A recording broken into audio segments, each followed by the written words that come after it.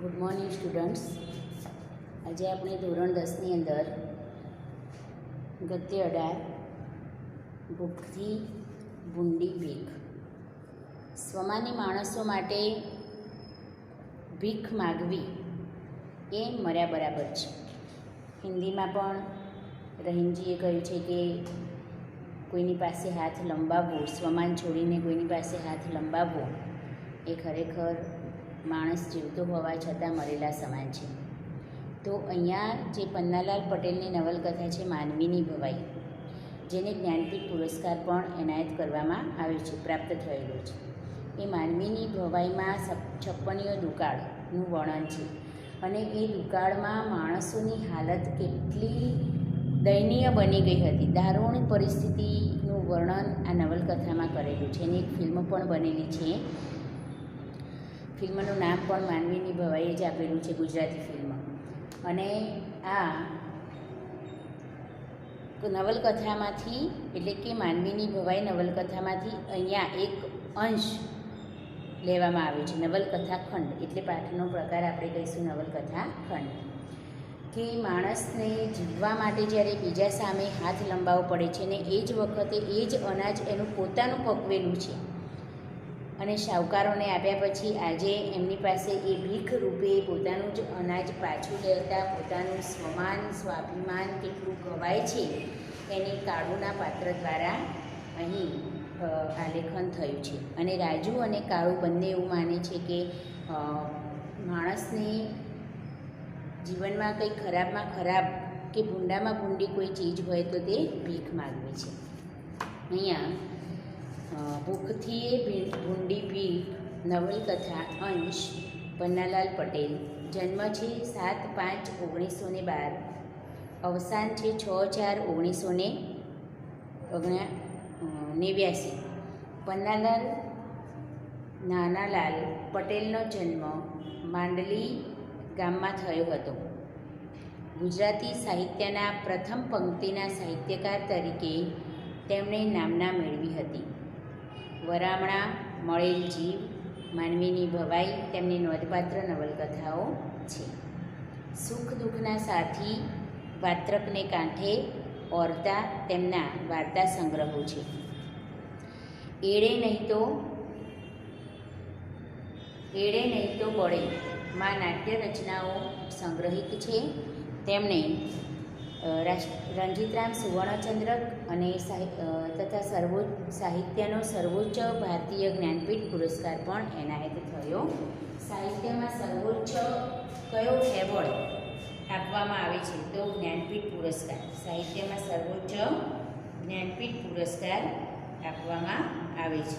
તો એ માનવીની ભવાઈ એ નવલકથા ઉપર પન્નાલાલ પટેલને જ્ઞાનપીઠ પુરસ્કાર એનાયત થયો હતો. લેખકની વિખ્યાત નવલકથા માનવીની ભવાઈમાંથી આ અંશ લેવામાં આવે છે.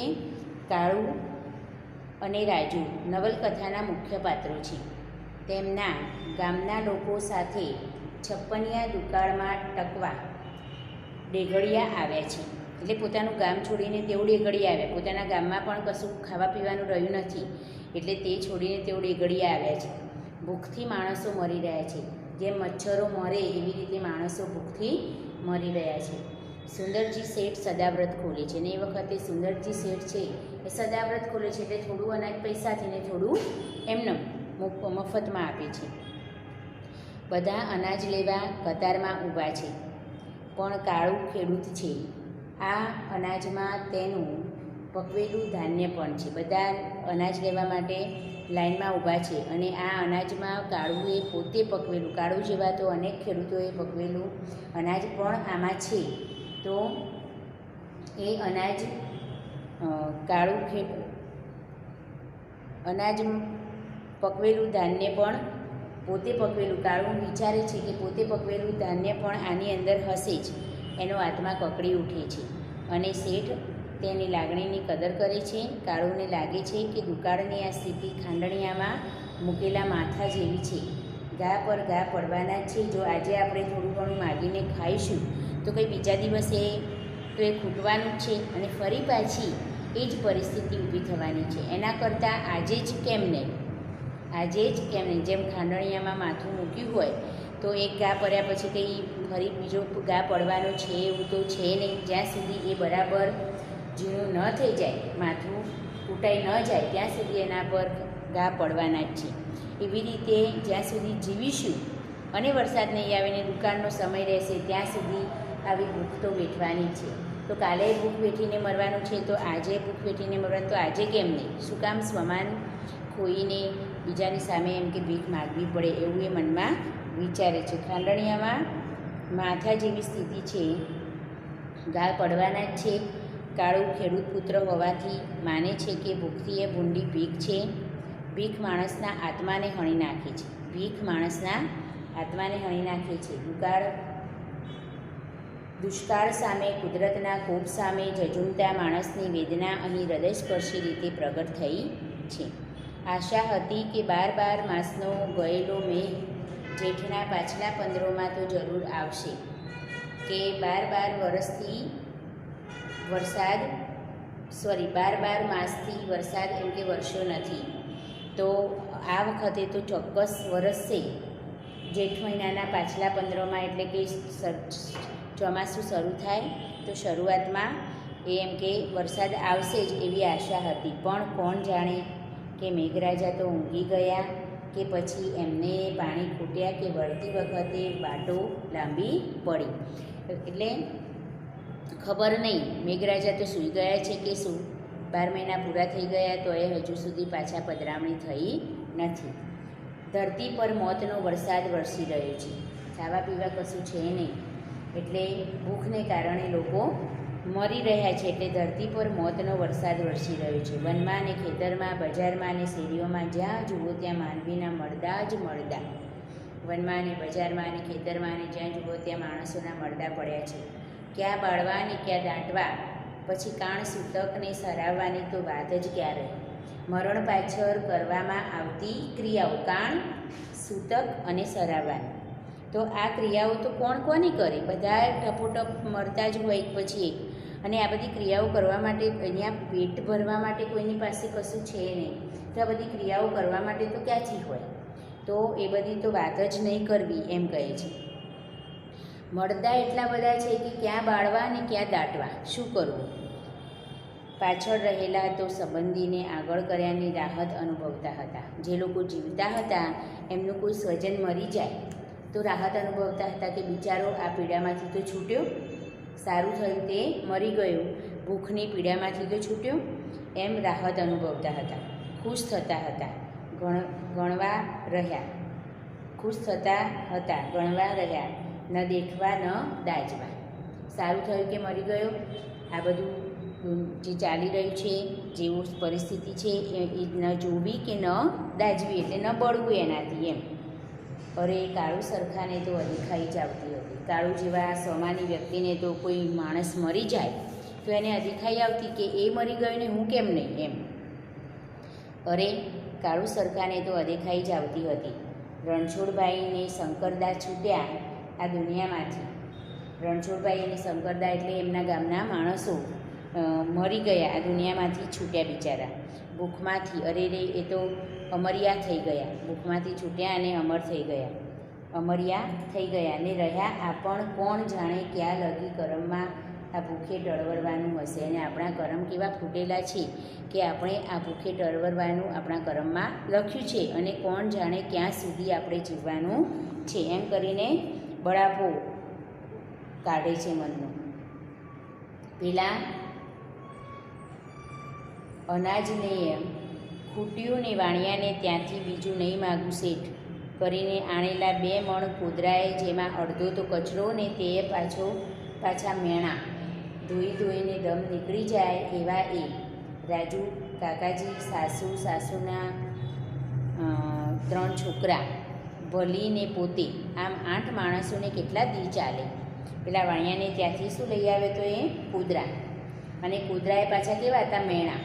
મેણા એટલે કૂદરાનો એક પ્રકાર છે કે જેમાં જેને વધારે પડતો ખાવામાં આવે ને તો નશો ચડે. મેણા એટલે કૂદરા જો વધારે પડતા ખાવામાં આવે તો નશો ચડે, પણ એને સારી રીતે ધોયા હોય તો એમાં એ નશીલો જે પદાર્થ છે એ શું થાય, ધોવાઈ જાય. તો 2-4 વાર એને ધોવાથી એ ખાવાથી પછી નશો ચડે નહીં. એટલે એને ધોઈને એટલે કહે છે કે મેણા.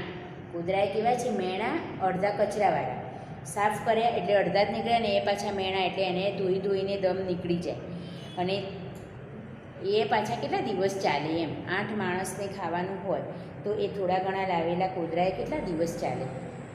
અલબત્ત એક તરફ અનાજ ઘટતું ગયું તો બીજી બાજુ સાસુ મુઆ ને કાકુજી નાનકડી ભત્રીજીને આગળ કરી ચાલતા થયા. એક બાજુ અનાજ શું થયું, પતી ગયું, એટલે ઓછું થતું ગયું. કારણ કે અનાજ કોઠારમાં ક્યારે ભરેલું રહે, આપણે દિન પ્રતિદિન તો આપણું પેટ છે એ ભરવા માટે આપણે એને વાપરવાના જ છીએ.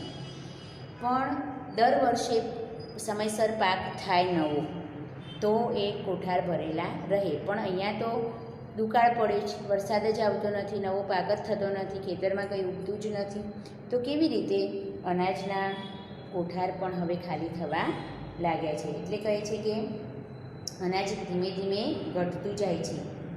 અને એક બાજુ સાસુ મરી ગયા, કાકુજી નાનકડી ભત્રીજીને લઈને મરી ગયા. કાળુ એક બાજુ ખુશ થતો તો બીજી બાજુ દુઃખીએ એટલો થયો. આ વગર કામના જીવે છે, આ વગર કામના જીવે છે ને કામના મરી જાય છે. એક બાજુ એને આનંદ થતો હતો કે ચલો આ પીડામાંથી તો છૂટ્યા, તો એક બાજુ એને દુઃખ પણ થતું હતું કે કામના માણસો મરી જાય છે ને વગર કામના માણસો, ઘરડા બૂઢા જે કશું કરી શકે એવા ના હોય એવા માણસો બિચારા આ દુઃખ સહન કરવા માટે જીવી રહ્યા છે.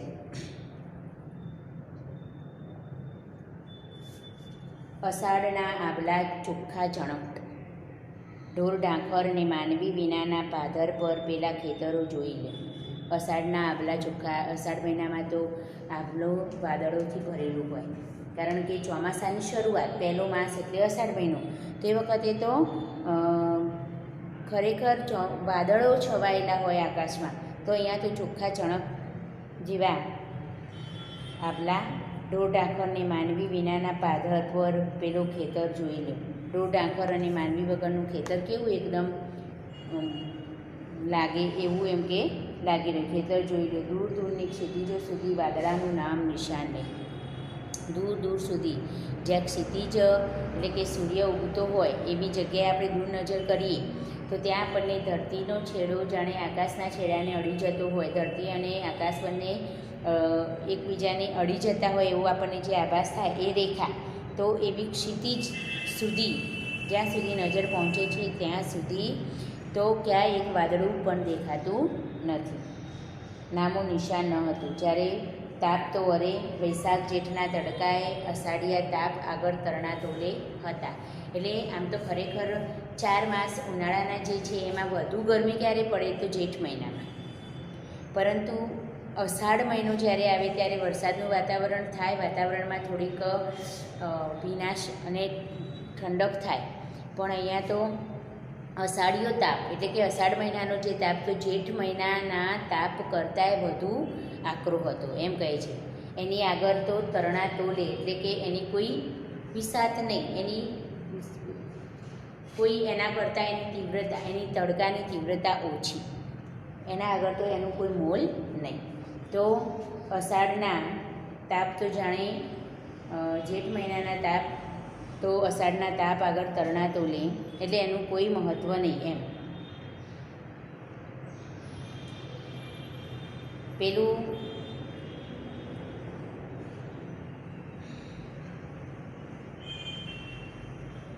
પણ આ તરફ રેગડિયાના મહાજને વિચારમાં પડી ગયું અને ધનવાળાઓએ મકાન ઉઠાવ્યા હતા ને ધનવાળાઓએ હા ના હા કરતા ગયા ને ઓછું વધતું દીધતા ગયા. આ તો કંઈકને વળી સલાહ આપી અને અંગ્રેજ સરકાર રેલ પથરાવે છે તે ધાન આલે છે. જાઓ ત્યાં જો જીવવું હોય તો જેની પાસે એમ કે અનાજ ખૂટી પડ્યું હતું તો એવા લોકો વિચારમાં પડી ગયેલા અને પછી કહ્યું કે અંગ્રેજ સરકાર રેલ પથરાવે છે એટલે આપણને કંઈક કામ મળી રહેશે એમ.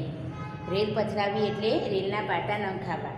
અંગ્રેજ સરકાર રેલના પાટા નખાવે છે તો આપણે ત્યાં જઈશું તો આપણને કંઈક કામ મળશે અને કામ મળશે તો આપણને પૈસા આવશે અને પૈસાથી આપણું ગુજરાન ચાલશે. તો એમ કહે કહે છે કે અંગ્રેજ સરકાર રેલ રંખાવે છે તો આપણે ત્યાં જઈએ તો આપણને કંઈક કામ મળી રહે, તો જેની પાસે બિલકુલ કશું હતું નહીં એવા લોકો એમ કે એ જગ્યા પર જવા માટે તૈયાર થયા અને પથરાવે છે ને દાન આલે છે, જાઓ ત્યાં જીવવું હોય તો, તમારે જીવવું હોય તો તમે પણ ત્યાં જાઓ, તેવું કામ કરાવે છે ને બદલામાં ખાવા માટે અનાજ આપે છે. ડેગડિયા રહેતા માનવીય અરે ધરાઈને ખાતા હતા એવા મહાજનોએ મરવા માંડ્યા છે.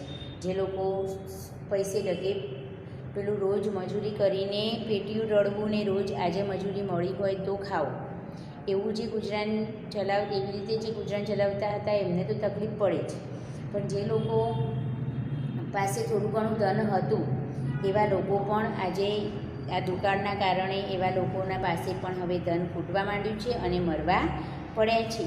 તો અતિશય તાપને લીધે ડેગડિયા રહેલા માનવીય અરે ધરાઈને ખાતા હતા એવા મહાજનોએ મરવા માંડ્યા. તો પછી અતિશય તાપને લીધે કે પરદેશમાંથી આવી પહોંચેલા ડેગડિયાના વતની સુંદરજી શેઠે કહ્યું, એમે હોય આ ભૂખ્યા ખેડૂતોનો નિસાસો પડ્યો. જે માણસો ધન સંપત્તિવાળા હતા, જેમની પાસે અનાજ ખાવા પીવાનું હતું, તો એવા માણસોએ મરવા માંડ્યા. એટલે પરદેશથી આવેલા સુંદરજી શેઠે એવું કહ્યું કે આપણે અનાજ ખાઈએ છીએ અને આપણી પાસે અનાજ પણ કોનું છે? આ ખેડૂતોનું, આ મજૂર વર્ગનું આપણી પાસે અનાજ છે. તો આપણે એ લોકો ભૂખે મરે છે ને આપણે ખાઈએ છીએ, તો કદાચ એમનો નિસાસો લાગ્યો હોય તો પણ આપણે મરવા પડે, કાં તો અતિશય તાપને કારણે પણ આપણે મરતા હોઈએ. એટલે આપણા જેવા સાવકારો એમ કે મરવા માંડ્યા છે, તો આ લોકોનો નિસાસો પણ કદાચ લાગ્યો હોય. નિસાસો પડવો એટલે હૈયામાંથી હાય નીકળવો. એટલે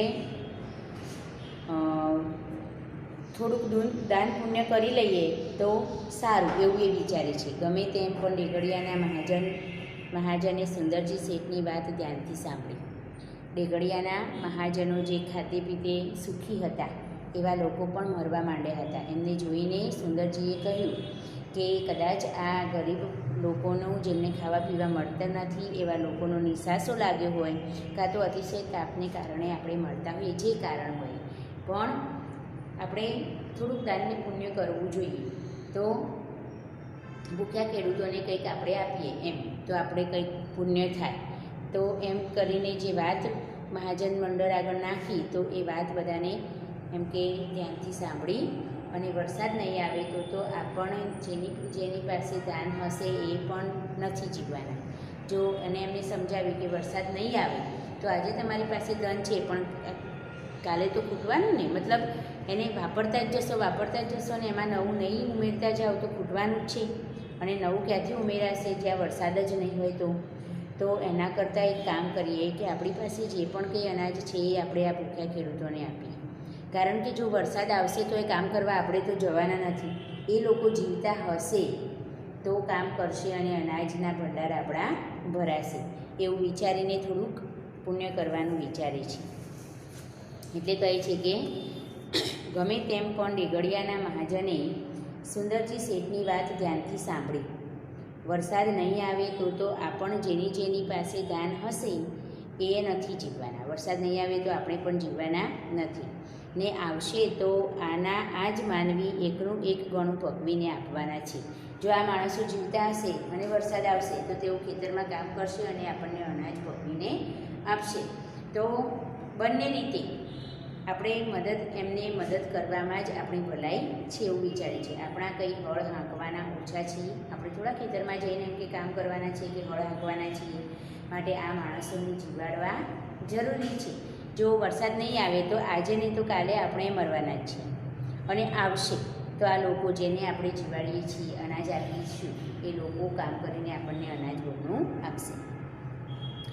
ને ડેગડિયાના મહાજને કોઠારમાંથી દાન કાઢી આપવાનું કબૂલ કર્યું, અને જે લોકો પાસે દાન પડ્યું હતું એ લોકોએ આ લોકોને આપવા માટે એમ કે પોતાના કોઠારમાંથી ધન કાઢ્યું.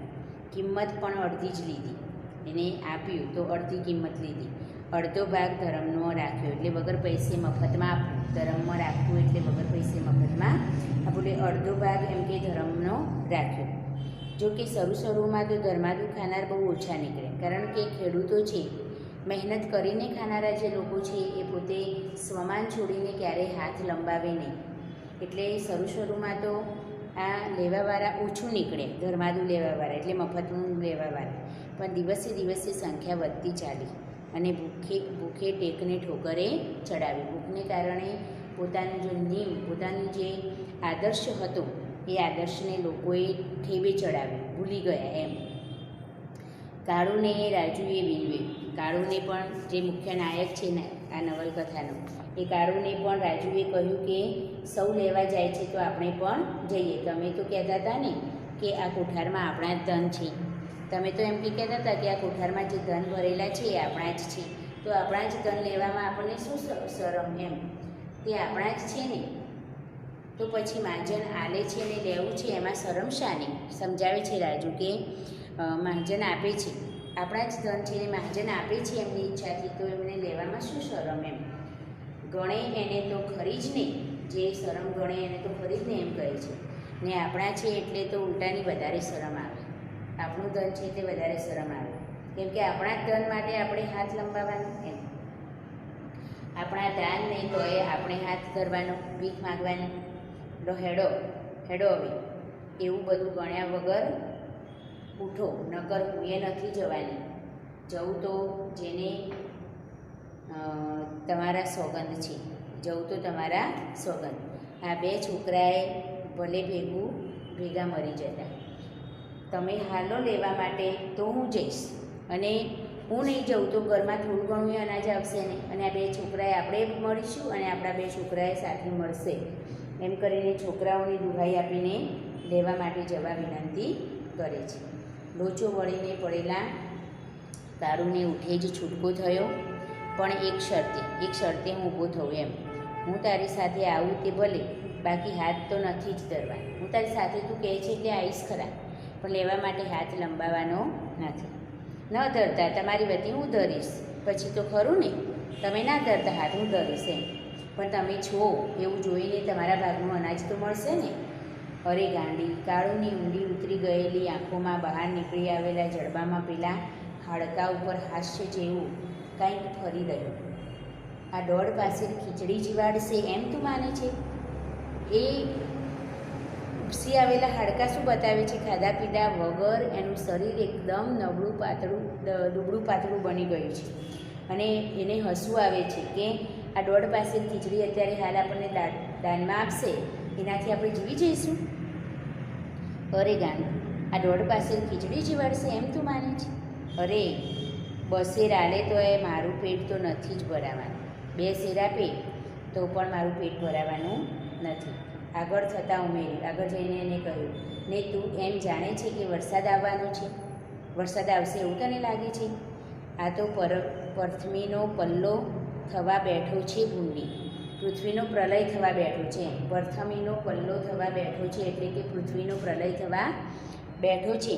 નથી આપણ જીવવાના કે નથી જીવવાના મહાજન. આ મહાજન જે દાન પુણ્ય કરી રહ્યું છે એ પણ જીવવાનું નથી, કે આપણે જીવવાના નથી. પૃથ્વીનો પ્રલય થવા બેઠો છે, એના ભોગ આપણે બધા બનવાના છીએ. ત્યારે શું કામ ભૂંડી મરતી ઘડીએ કણબીના દીકરા પાસે હાથ ધરાવે છે? તો મરતી ઘડીએ એટલે મરતી વેળાએ શું કામ આ કણબીના દીકરા પાસે એમ કે હાથ લંબાવડાવે છે? શું કામ? એને માગવાનું કહેવડાવે છે એમ કહીને રાજુને એ સમજાવે છે કે મારે માગવા માટે જવું નથી. અને અરે ગાંડી! કાળુની ઊંડી ઉતરી ગયેલી આંખોમાં બહાર નીકળી ગયેલા જડબામાં પેલા હાડકા ઉપર હાસ્ય જેવું કાંઈ કરી રહ્યું હતું. તો કેટલાક શબ્દો આપણે લખી લઈએ પહેલાં કે રેલ પથરાવી, રેલ પથરાવી એટલે રેલના કાંટા નખાવા, રેલના કાંટા નખાવવા. પછી નિશાસો પડવું, નિશાસો પડવું, તો હૈયામાંથી હાય નીકળવું, હૈયામાંથી હાય નીકળવું.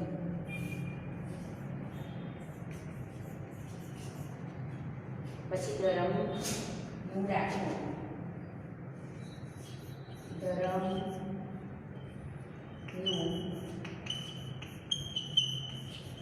રાખવું એટલે વગર પૈસે મફતમાં આપવું, વગર પૈસે મફતમાં આપવું.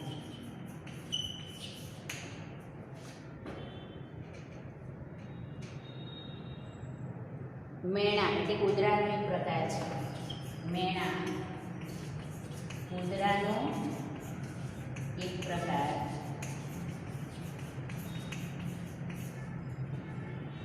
જેમાં જેને ખાવાથી, જેને વધારે પડતા ખાવાથી